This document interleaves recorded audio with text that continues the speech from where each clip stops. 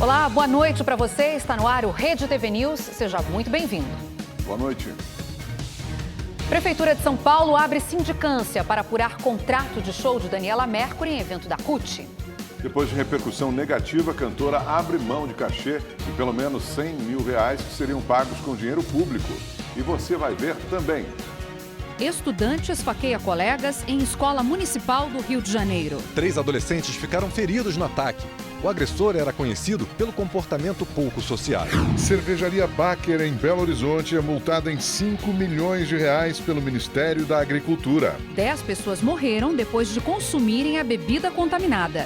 O Dia das Mães é no próximo domingo. Você já comprou o presente? Um segmento específico aparece como a solução para gastar menos e não deixar a data passar em branco. O de vestuário, calçados e acessórios.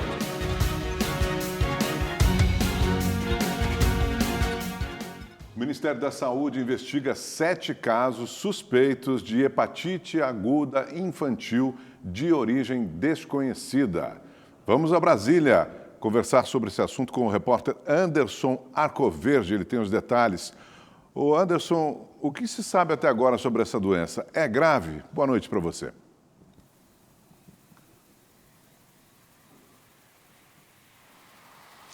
Silvio Augusto, boa noite para você, boa noite Milena e a todos que nos acompanham. De acordo com o Ministério da Saúde, esse tipo de hepatite pode provocar problemas que exigem um transplante de fígado e levar até a morte. Dos 7 casos suspeitos aqui no Brasil, 3 estão no Paraná e 4 no Rio de Janeiro.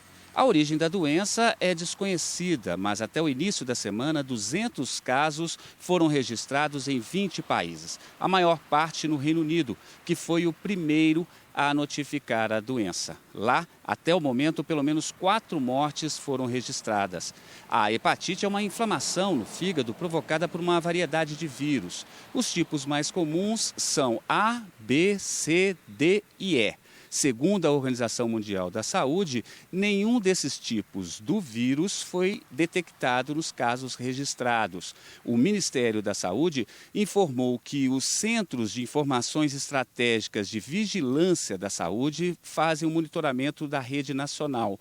A pasta orientou todo o sistema a notificar imediatamente os casos suspeitos. Os principais sintomas são pele amarelada, dores abdominais, diarreia e vômito. Se houver suspeita, a orientação é procurar atendimento médico e fazer os exames de sangue.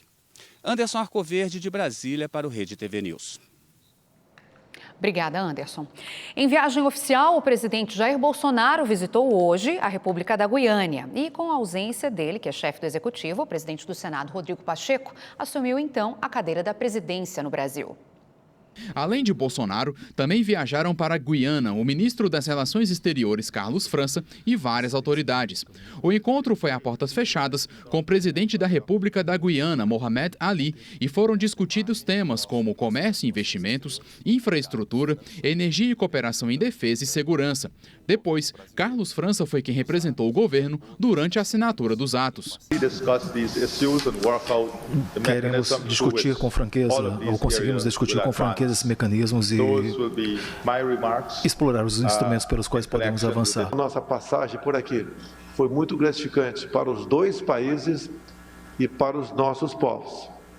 A Guiana tem um grande futuro pela frente, em especial pelo seu potencial de óleo e gás, bem como da maneira como o seu governo se relaciona com o nosso Brasil.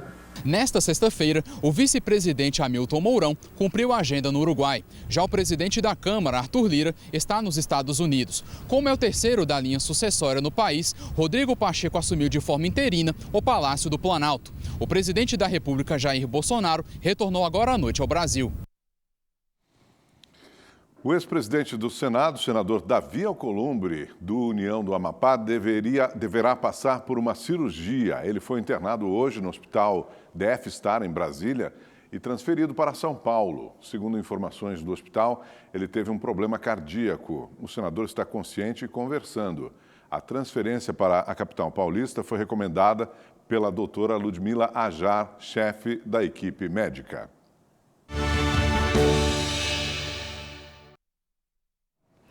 Você vai assistir agora a mais uma entrevista da série especial com os pré-candidatos à presidência da República. E quem fala hoje é o técnico em eletrônica e mecânico de manutenção Leonardo Pérez, ou melhor, Leonardo Péricles, do Partido Unidade Popular, legenda que é a mais nova do Brasil.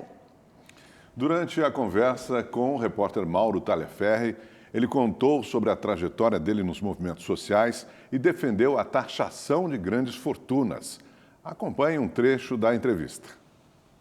Hoje a gente recebe o pré-candidato do Partido Unidade Popular, a UP, Leonardo Péricles. Ele é técnico em eletrônica, mecânico de manutenção de máquinas e líder de movimentos sindicais. Leonardo Péricles, muito obrigado por estar aqui com a gente, por dispor o seu tempo aqui para a gente conversar um pouco sobre política e sobre seus planos aí para a sua candidatura. Beleza, Mauro. Eu queria agradecer o convite aqui da Rede TV. Eu quero começar, você está representando o partido mais novo que existe no Brasil, né? A Unidade Popular. E então eu queria que você começasse, de fato, se apresentando para o nosso público, para o eleitorado, porque você é um rosto novo na política. Eu queria que você se apresentasse. Beleza, olha, eu sou Leonardo Péricles, eu nasci em Belo Horizonte, sou casado, pai de 2 filhos. Você falou da minha formação, né? Formei mecânica no Senai, fiz técnica eletrônica. E da minha militância, sou filho, inclusive, da dona Lourdes e do seu Chico, né? Também, que sem eles eu não estava aqui. E iniciei minha militância no movimento estudantil secundarista, que a gente fala que é dos estudantes do ensino fundamental e médio, lá em Belo Horizonte. De 2011 para cá, eu dedico a minha trajetória ao movimento de moradia, sobretudo. E a moradia envolve muita coisa. São milhões de brasileiros e brasileiras que não têm onde morar. E essa luta me permitiu, inclusive, morar numa ocupação urbana, que eu moro na região do Barreiro, em Belo Horizonte, na ocupação Eliana Silva. E lá a gente viveu uma experiência muito importante de construção de creche comunitária, de urbanização da comunidade, inclusive conciliando a pressão com o poder público, com a articulação do movimento popular. Queria pegar desse ponto. O que é o socialismo na concepção da UP? Nós consideramos que o povo trabalhador, o povo que constrói esse Brasil, as comunidades tradicionais, enfim, os povos originários, são os que constroem esse país e constroem as riquezas desse país, né? Sobretudo a classe trabalhadora. E ela está num país que ela constrói a riqueza e não tem direito a usufruir dessa riqueza. Então nós entendemos, Mauro, que o socialismo para nós é a maioria do povo ter acesso a também dirigir as riquezas do país. Ela dominar as terras, os bancos, as grandes empresas serem dirigidas pelo povo explorado e oprimido desse país, que até hoje foi explorado e oprimido nesse país. Isso significa estatizar tudo, fazer uma política econômica absolutamente concentrada no Estado? Isso consiste num programa de reformas estruturais. Então, eu queria apresentar a base desse programa que nós consideramos fundamentais dessa base socialista que eu estou falando. Então, primeiro, o Brasil não sai da profunda crise que se encontra sem grandes investimentos na nossa economia. Então, nós consideramos que o problema do Brasil não é que não tem dinheiro, é que não sobra dinheiro. A maioria dos recursos, eles estão concentrados e são drenados, por exemplo, pelo sistema da dívida pública no Brasil. Então, nós entendemos que é necessário fazer um processo de suspensão do pagamento dessa dívida pública e fazer a auditoria, como está previsto na Constituição, a auditoria da mesma. Você acabou de perder a Faria Lima agora. Sim, e eu acho que é extremamente legítimo isso. Porque nós entendemos que o grande problema é sim o capital financeiro no Brasil. É um dos grandes problemas do Brasil, porque eles não produzem nada, vivem de especular e são um dos corresponsáveis pela situação de miséria e pobreza que o nosso povo vive. Eu quero fazer uma referência também que dentro desse programa, isso é para ter recurso. A outra, e você falou da Faria Lima, então ótimo, eu quero também fazer referência à taxação das grandes fortunas. O Brasil é um dos poucos do mundo que não faz isso. E só para vocês terem uma ideia, quem estiver nos assistindo, não se assuste, a imensa maioria do povo, porque nós estamos falando para os muito ricos. Muito rico é menos de 1% da população. E principalmente os bilionários, que são 315 pessoas no Brasil. Esses têm um patrimônio de 1,9 trilhão. Se a gente taxar eles em 30%, 40%, nós vamos ter bilhões para investir nas áreas sociais. Pois é tirar de quem tem mesmo. É isso que nós temos que fazer no Brasil. E além disso, a revogação da reforma trabalhista e da Previdência. Em Pernambuco, o desembargador do Tribunal de Justiça do Estado, Antônio de Melo e Lima, foi alvo de uma operação da Polícia Federal. Mandados de busca e apreensão foram cumpridos no TJ e a ordem partiu do ministro do Superior Tribunal de Justiça, Jorge Mussi. Os motivos pelos quais ele é investigado correm em segredo de justiça. O desembargador foi afastado das funções. A partir de amanhã, os postos de combustíveis vão ter de exibir os preços com um dígito a menos. A decisão é da Agência Nacional de Petróleo e tem como objetivo facilitar a vida do consumidor. Este posto na zona oeste de São Paulo se antecipou e já diminuiu uma casa decimal na exibição do preço nas placas e nas bombas. O dono do posto não vê diferença para a empresa. Na verdade, não tem muito impacto, né? Eu acho que isso aí foi feito para o governo para poder elucidar melhor o consumidor, né? Mesmo porque a nossa moeda trabalha com 2 dígitos, então fica mais transparente o preço para o consumidor ter um entendimento melhor. A medida visa facilitar a compreensão do consumidor, já que no Brasil o uso de 3 casas decimais para informar o valor do produto não é comum. Somente nos combustíveis era assim. Hoje, mesmo com a alteração visível, muita gente não percebeu. Você percebeu alguma mudança aí na tabela? Não, eu não percebi absolutamente nada. Nada me chamou a atenção com relação à mudança no preço, enfim. Você percebeu alguma mudança ali naquela tabela? Nenhuma. Se houve alguma mudança é muito sutil, até para a gente não ver. É isso? Talvez. Aqui em São Paulo, muitos motoristas reagiram com desconfiança a essa mudança. Eles acham que a retirada de uma casa decimal da tabela pode disfarçar a alta dos preços. Tudo vai aumentando e querem mudar somente o foco. A medida entra em vigor neste sábado, mas os postos têm até 180 dias para se adaptar. O PROCON de São Paulo vai fiscalizar o cumprimento da norma com base nas regras do Código de Defesa do Consumidor. O preço tem que ser claro, adequado, ostensivo e preciso. Então, nada mais justo de que se utilize a forma comum de se oferecer os preços, que é com 2 casas decimais após a vírgula e não 3. Então, aquela terceira casa tem que ser desconsiderada para qualquer fim de direito. Ela não pode constar na publicidade, ela não pode constar na bomba, nem mesmo constar na hora do consumidor fazer o pagamento, qualquer referência a ela. E o Dia das Mães está aí, já é domingo agora. O comércio aposta nesta data, que é a segunda mais importante depois do Natal, para alavancar as vendas. Nas ruas do comércio varejista de São Paulo, as vitrines já estão decoradas para esta data especial. E o consumidor tenta encontrar um presente para a mamãe que caiba no orçamento. Comprei meia, foi o que deu para comprar. E desde o mês passado que eu estou economizando para dar para ela. Tá tudo muito caro, né? A inflação tá alta mesmo, né? Mas eu acho que alguma coisa que no momento ela precise, né? Esteja precisando, né? Eu acho que o importante é isso, se dá com amor e carinho. O cenário econômico é o responsável por tanta dificuldade em presentear. Saiu de cena o contexto da crise sanitária, na medida em que a movimentação de consumidores praticamente já se normalizou no Brasil, mas entraram em campo, na verdade, problemas de ordem econômica, como a inflação alta, juros em elevação e o mercado de trabalho que tem reagido muito lentamente. Segundo a Confederação Nacional do Comércio de Bens, Serviços e Turismo, o segmento mais prejudicado por esses fatores foi o de móveis e eletrodomésticos, que teve queda expressiva de 9,5% nos negócios em relação a 2021. Outro setor que recuou bastante foi o de utilidades domésticas e eletrônicos. Embora as estatísticas apontem queda nas vendas em relação ao Dia das Mães do ano passado, um segmento específico aparece como a solução para gastar menos e não deixar a data passar em branco: o de vestuário, calçados e acessórios. Nesta loja, por exemplo, a expectativa é de um aumento de até 20% nas vendas. Desde abril, a gente já viu uma estimativa muito alta, tá? A procura grande de clientes, não só fisicamente, mas também online, que a gente adquiriu isso com a pandemia.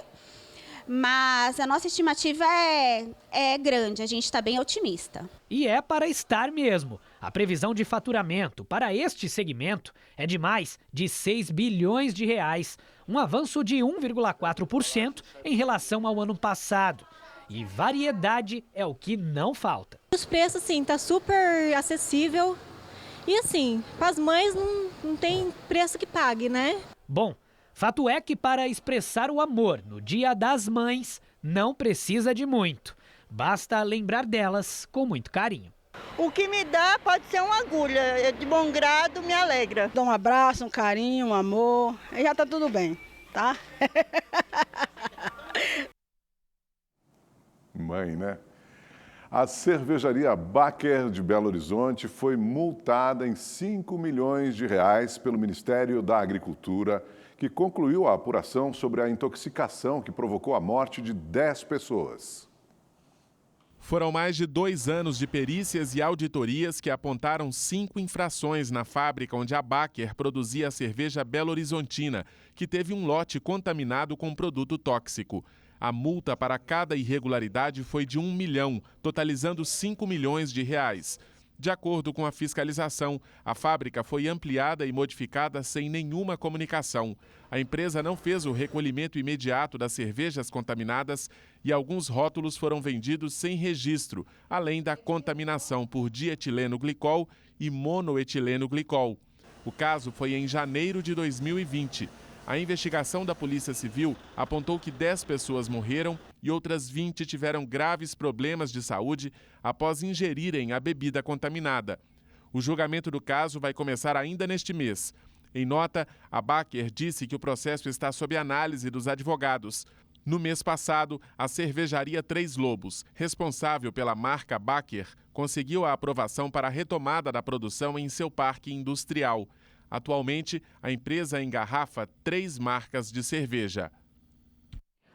O ministro Alexandre de Moraes, do Supremo Tribunal Federal, suspendeu os efeitos de decretos presidenciais que reduziram as alíquotas do IPI, o Imposto sobre Produtos Industrializados, de todo o país e dos fabricados na Zona Franca de Manaus. Na decisão, o ministro afirmou que a redução do imposto, sem compensar as indústrias da Zona Franca, diminui a competitividade das empresas da região.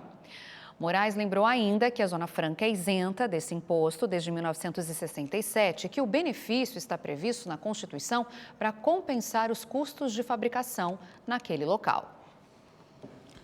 A Prefeitura de São Paulo abriu uma sindicância para apurar a contratação de um show da cantora Daniela Mercury no evento das Centrais Sindicais, realizado no último domingo em comemoração ao Dia do Trabalhador.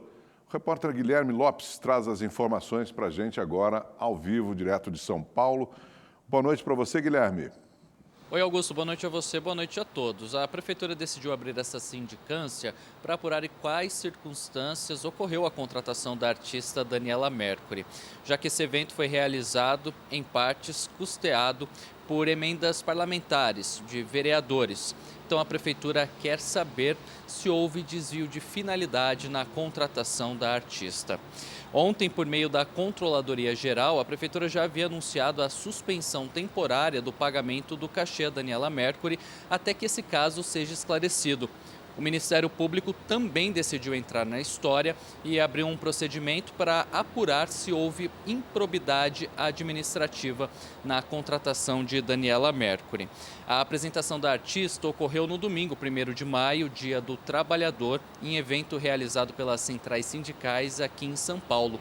Durante o show, na apresentação, Daniela Mercury levantou uma bandeira do PT e pediu votos ao ex-presidente Luiz Inácio Lula da Silva, que é pré-candidato ao Planalto. Ele também discursou no evento minutos antes.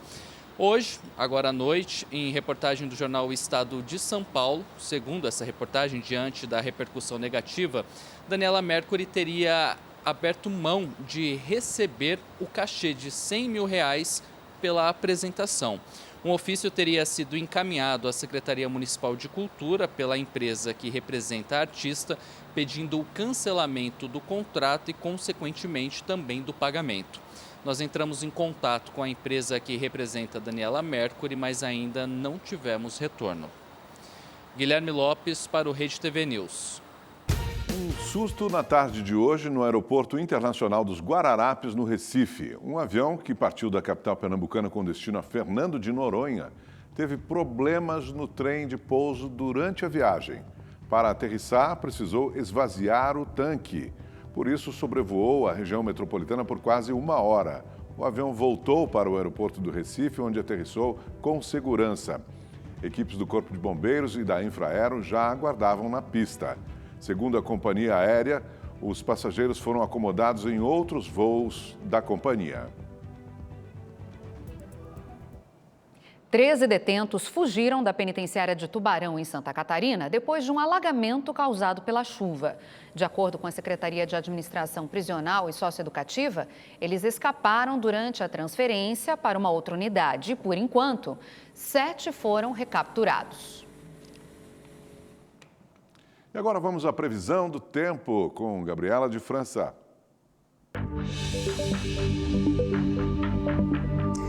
Olá, boa noite para todo mundo. Conforme a gente avisou ontem aqui, a sexta-feira começou com geada em várias cidades da Serra Catarinense e muito frio, viu?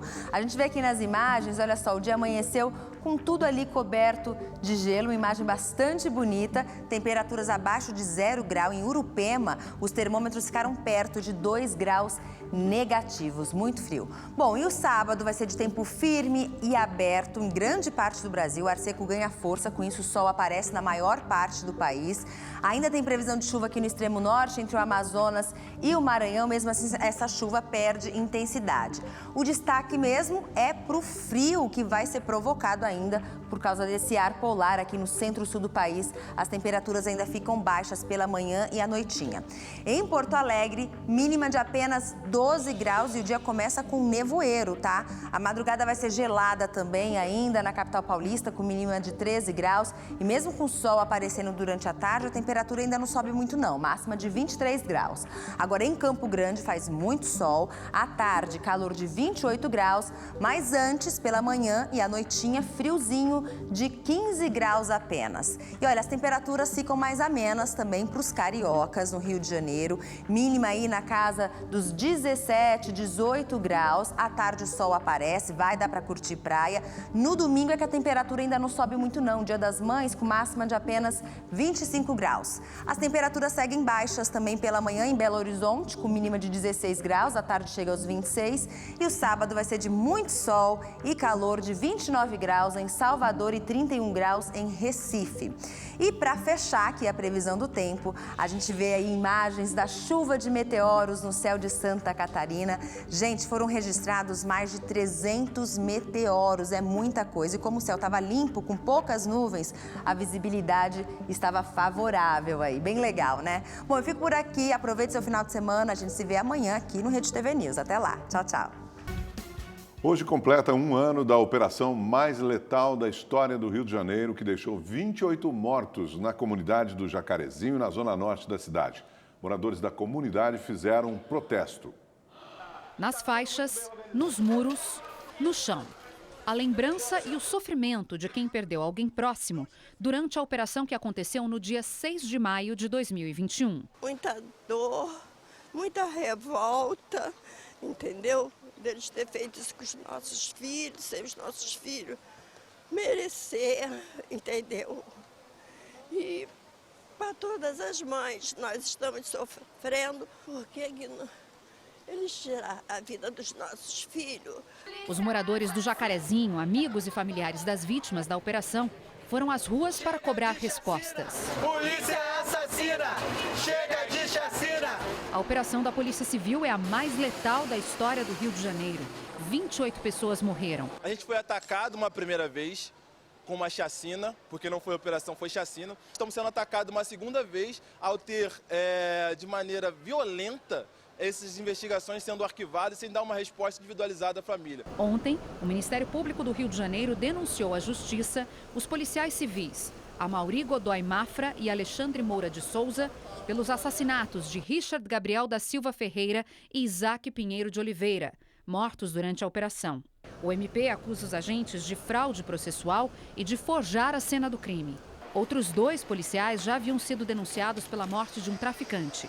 E 2 bandidos são acusados de matar o policial André Leonardo de Melo Frias. 3 estudantes foram esfaqueados dentro de uma escola municipal na zona norte do Rio de Janeiro. E o agressor é um aluno de 14 anos. Humberto recebeu a notícia por telefone. Trabalhando no escritório e meu filho me ligou simplesmente com a mensagem: pai, vem correndo agora me tirar da escola porque esfaquearam meus amigos. Então eu nem desliguei o telefone, joguei na mesa. Como eu trabalho perto, consegui chegar rápido no local. Quando os pais dos alunos chegaram, policiais da patrulha escolar já haviam sido acionados para levar o agressor de 14 anos da Escola Municipal Brigadeiro Eduardo Gomes, que fica na Ilha do Governador, zona norte do Rio. 2 meninas e um menino, também de 14 anos, ficaram feridos com os golpes de faca dados pelo colega de uma turma do 8º ano do ensino fundamental. Eles foram levados para um hospital da região e não correm o risco de morrer. Os estudantes que estavam na sala contaram para os policiais que momentos antes da agressão, o menino que esfaqueou os colegas começou a gravação de um vídeo com o telefone celular. Então, sem qualquer anúncio, ele iniciou os ataques e foi contido por 2 alunos e pelo professor. Segundo a polícia, o adolescente já apresentava anteriormente um comportamento pouco sociável. De acordo com a mãe, ele já vinha apresentando alterações no seu comportamento. Estava sendo tratado por psicólogos e psiquiatras. Estava com um comportamento exaltado, estava arredio, não estava querendo frequentar a escola. O prefeito Eduardo Paes também esteve na escola. Ele disse que o menino já passava por acompanhamento psicológico da Secretaria Municipal de Saúde. Ao ser questionado sobre a entrada de uma faca na unidade, disse que as escolas não fazem revistas nas mochilas. Esse é um fato absolutamente anormal na rede municipal de ensino. A gente tem uma rede que funciona muito bem, né? Também não vamos transformar a rede agora numa espécie de presídio, né? Que a gente tem que checar todos os alunos que entrem na rede. A Polícia Civil de Minas Gerais concluiu as investigações sobre a criança de 3 anos que sofreu agressões dentro de uma escola em Brumadinho. Segundo o inquérito, trata-se de um acidente escolar e que foi outra criança que agrediu a menina com um brinquedo. A polícia indicou que o ato foi praticado quando a professora estava com os outros alunos no refeitório. O caso aconteceu na última terça-feira. O menino sofreu um corte profundo na cabeça, além de escoriações e hematomas pelo corpo.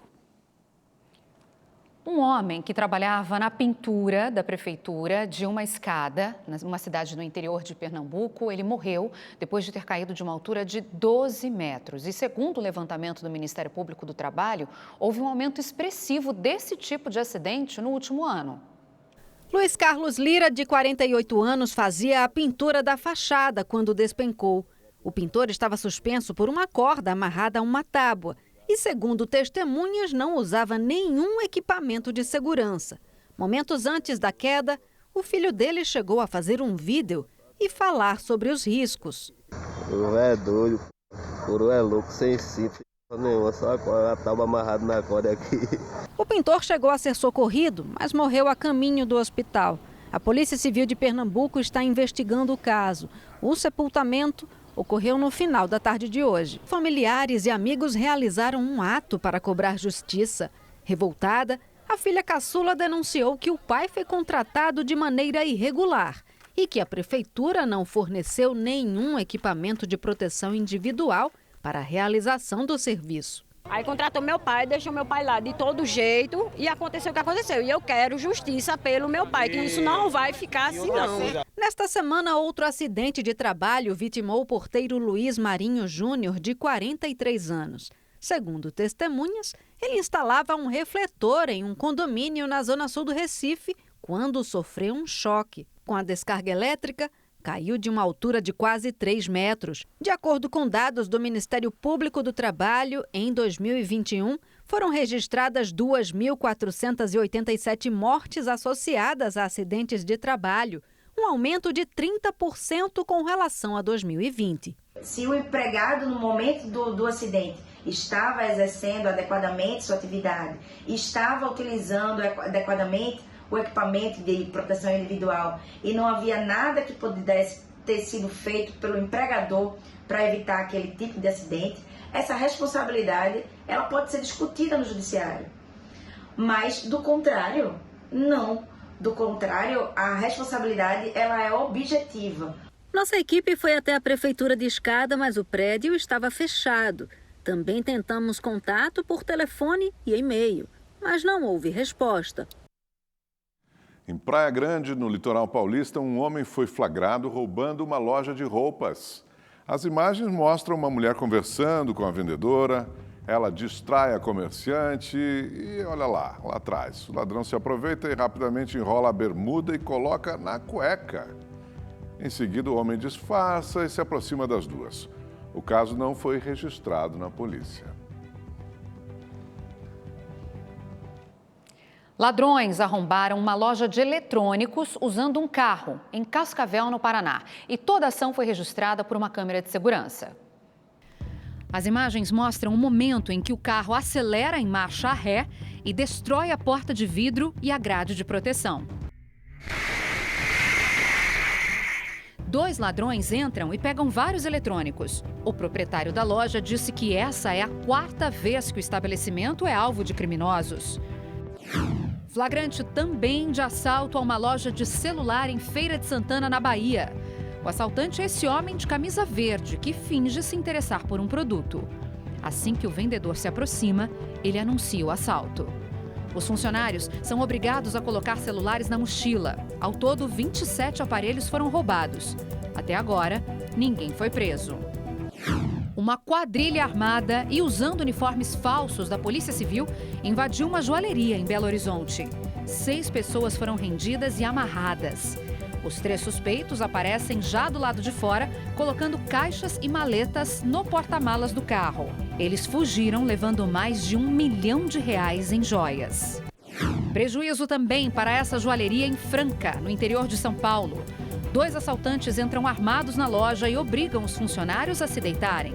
O ladrão de blusa vermelha revira o local e coloca as joias na mochila. Na saída, os assaltantes deixam cair alguns objetos. Uma mulher que passa em frente, pega do chão e vai embora. Ninguém foi preso. A polícia apreendeu mais de 5 toneladas de maconha no quilômetro 336 da rodovia João Batista Cabral Renault, em Piratininga, no interior de São Paulo. A droga estava escondida em um caminhão bitrem tanque. O destino da carga não foi informado. O motorista foi preso em flagrante. Uma adolescente de 15 anos foi flagrada com mais de 450 tijolos de maconha no interior de São Paulo. A apreensão ocorreu na rodovia Assis Chateaubriand, na altura da cidade de Penápolis. Segundo a Polícia Rodoviária Estadual, durante uma fiscalização, os agentes abordaram o carro dela e perceberam que a adolescente dirigia o veículo. Durante a revista, os policiais encontraram os 453 tijolos de maconha.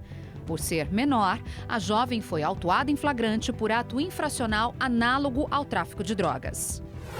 No Aeroporto Internacional de Confins, Minas Gerais, uma passageira que vinha de Manaus foi presa em flagrante com pacotes de drogas enrolados ao corpo. Havia mais de 3 quilos de skunk, mais conhecido como super maconha.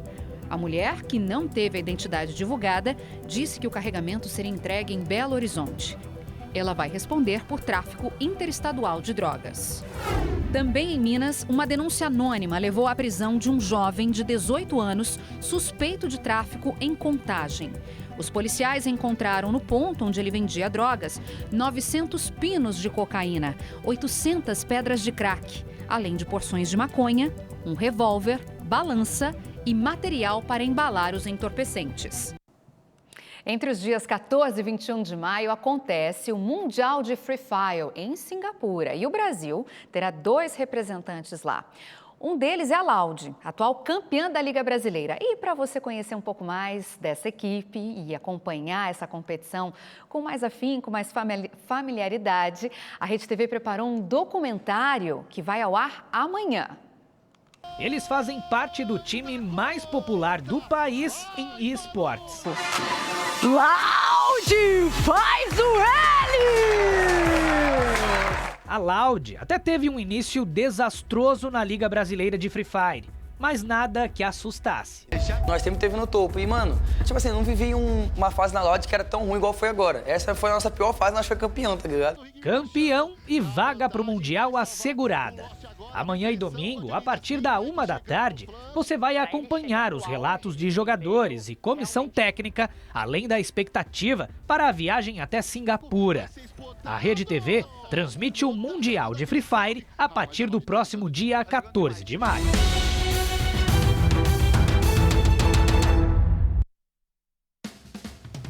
Rede TV News desta sexta-feira fica por aqui. Eu vou aproveitar para mandar o meu beijo para a mamãe, né? Que domingo é o Dia das Mães, e para todas as mães do Brasil. Faço mesmo. Feliz Dia das Mães, uma boa noite para você, bom fim de semana e até segunda.